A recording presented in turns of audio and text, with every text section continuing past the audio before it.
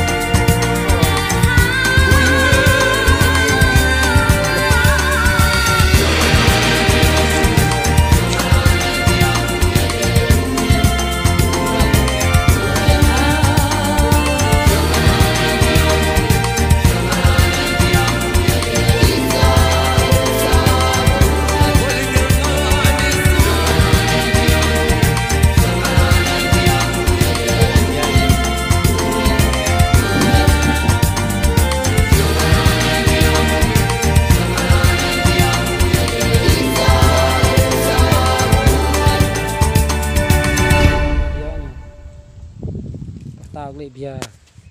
đập hiam nè, tao lấy bia nè, tao lấy hiam nè, cái là khăn hiam đập po,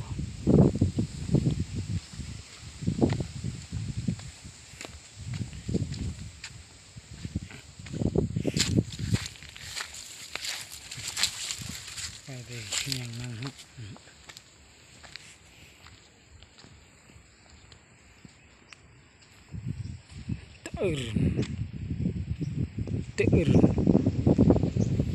Chạy hướng cái này bị ăn tay nghe mà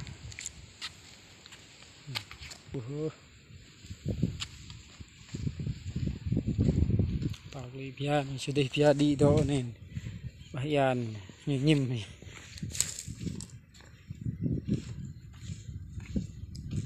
mà ta bia đi ra này nè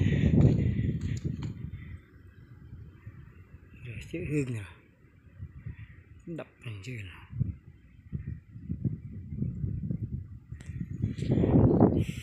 thế là về rãi nè về rãi nè về thì kêu về rãi nè này là về rãi nè sai nè tìm chơi cái xoay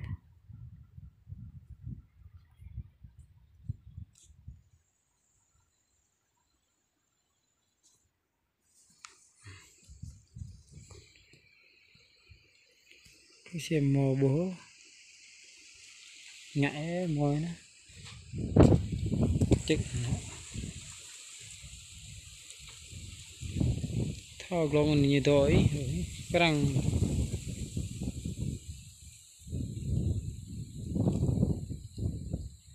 như tôi bông nằm thở dạ thở tới cái này có ở đây dạ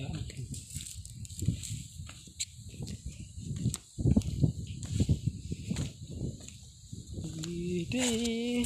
ngờ mơ lấy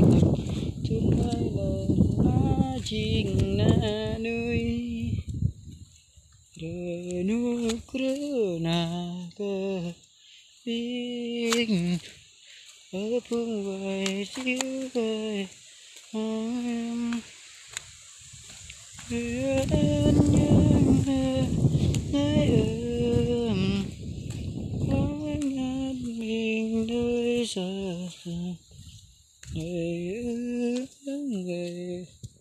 cảnh đẹp.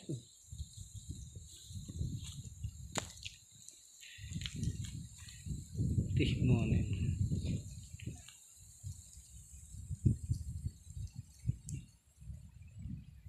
Ôi chữ là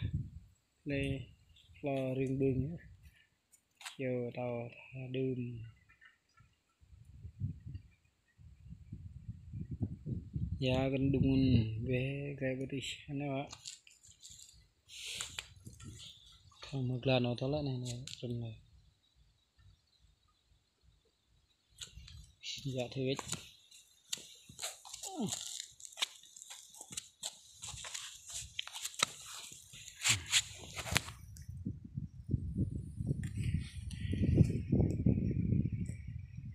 thứ năm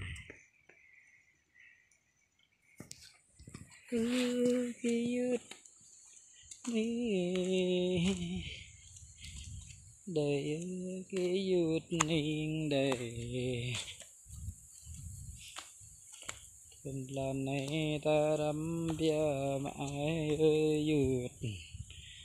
phần lần này ta bộ bập dứt dầu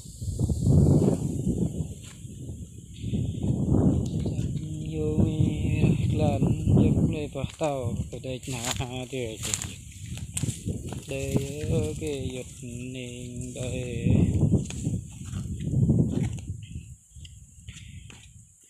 mạ mừng tuần lần này ăn thô trẻ cái giật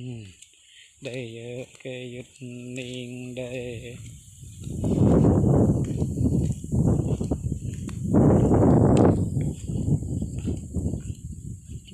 cái ta ya hiểu ram mừng cho thì là cái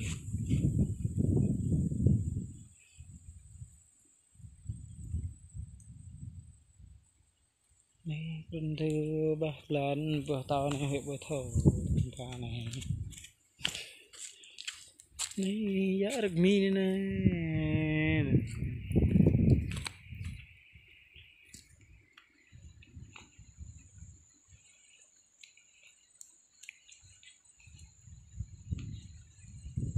tăng lại như môi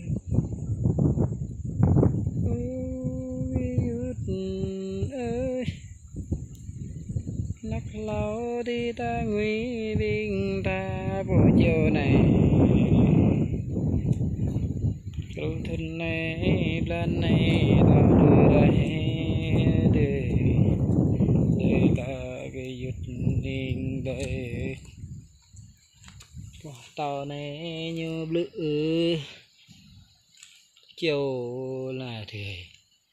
đây là ở tươi ninh đây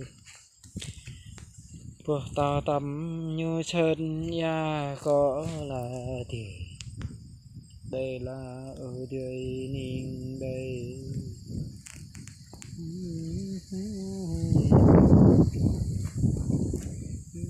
play ta hiểu quay nguy đã này ơi này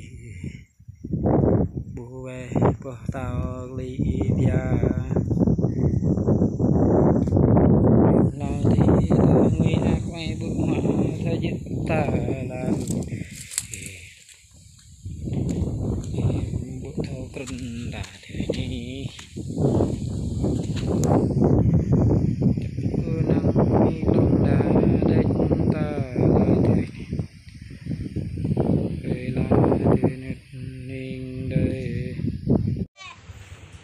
đây này xem bữa cạn không bao cạn là như